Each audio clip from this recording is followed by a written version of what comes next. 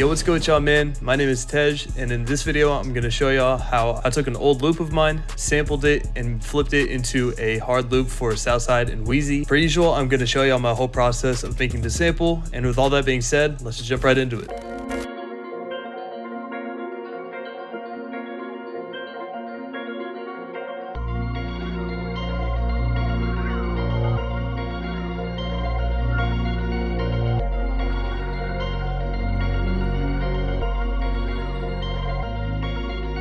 Before I exported everything as stems, the original arrangement looked something like this. So I'm just going to start with the original stem and just go from there. So the original sample was at 149 beats per minute at F minor. Before I did anything to it, this is what it sounds like.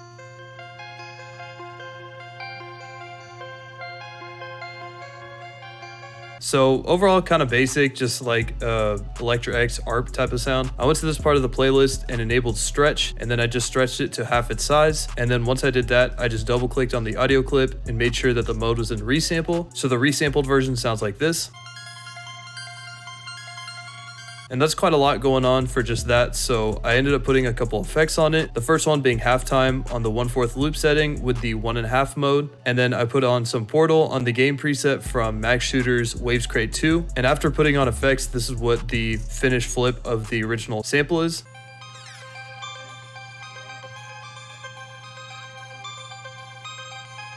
I liked how that turned out, so I went back to the mixer track. I armed the track in which the sound was being played, and then I hit Alt-R on my keyboard, and then hit start to render out the clip. So once I rendered that out, I imported it back into the playlist here, went into the audio clip menu and set it to stretch, and then I pitched it down by 200 cents. I went up to the pitch here, I changed the range to 12, and put the wheel all the way to the left. I cloned that same sound, and the only difference is that I just had it an octave up. So with the pitch and everything, it sounds like this.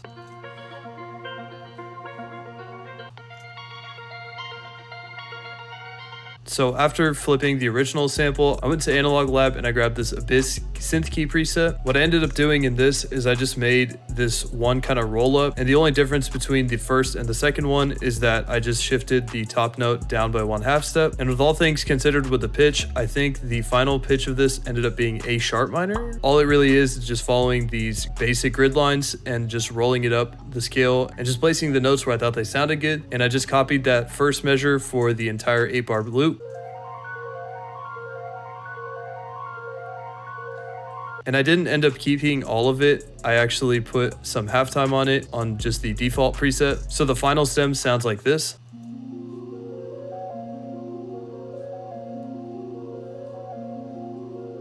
So after adding the Synth Key in Analog Lab, I opened up Purity and went to the Fast Synth section and got the Optical Keys preset. And for this, I just used the A sharp minor triad for the most part, just those same notes, and just making a repetitive pattern with this, just using the first measure and copying it out for the full 8. So before putting any effects on it, it sounds like this.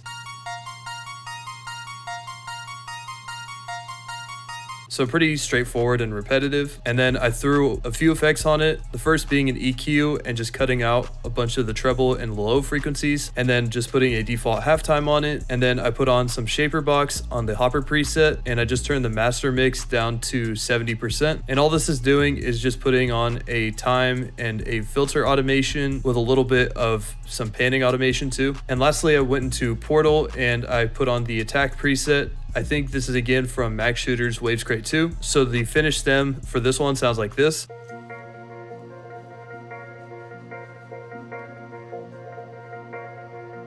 After putting in the keys from Purity, I opened up Omnisphere and got the Growler Moog bass preset. And with this, I just put in the bass pattern. I just followed the typical 1-6-7 progression, or in other words, just taking this note, moving it 4 notes down, and then going 2 notes up at the end.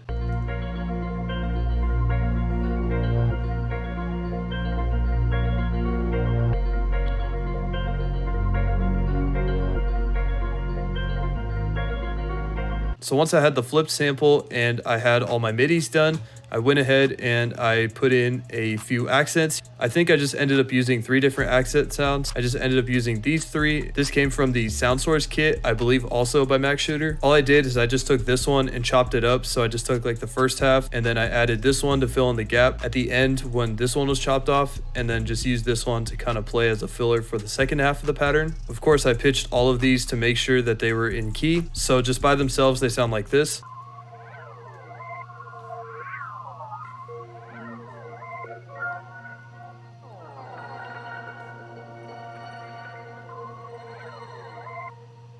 and putting it together with what we have so far.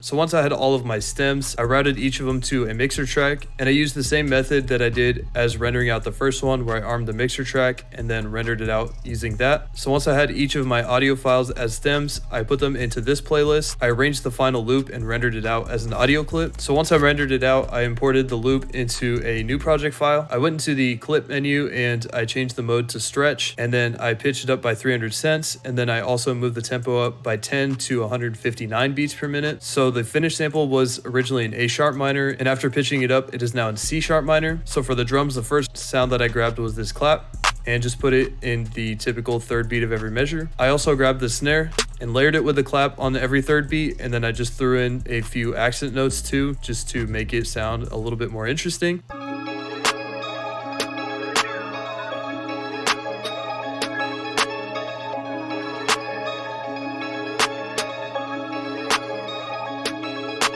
So after putting the original clap and snare in, I put in the hi-hat pattern. I wanted this to be the most complicated drum pattern. I just went all over the place with the hi-hats. I used the 1/3 step snap to grid setting for all of the rolls. I was trying to go for like a Southside type of vibe for these hi-hats, so I tried to make them a little bit more complicated and overall just add some extra bounce to it.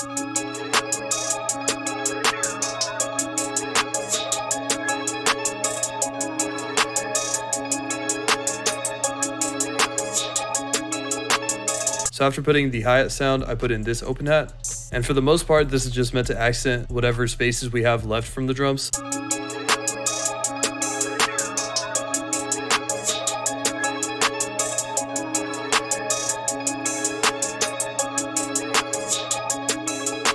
And then after putting the open hat in, I got a Luger snare and I put in this roll at the end. And this is using the 1/6 beat snap to grid.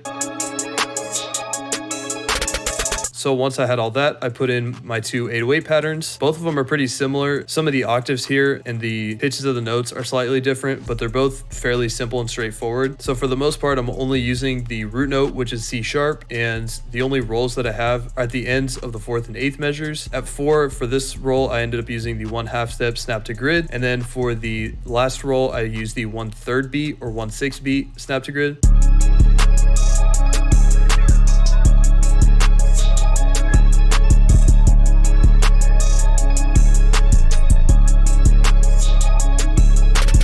And this is just using a spins 808 for both of the 808 patterns. And for my second 808 pattern, like I said, it's pretty similar to the first one. The only thing is that the C sharp's an octave up. I don't have a roll at the end, and the G sharps are also an octave up.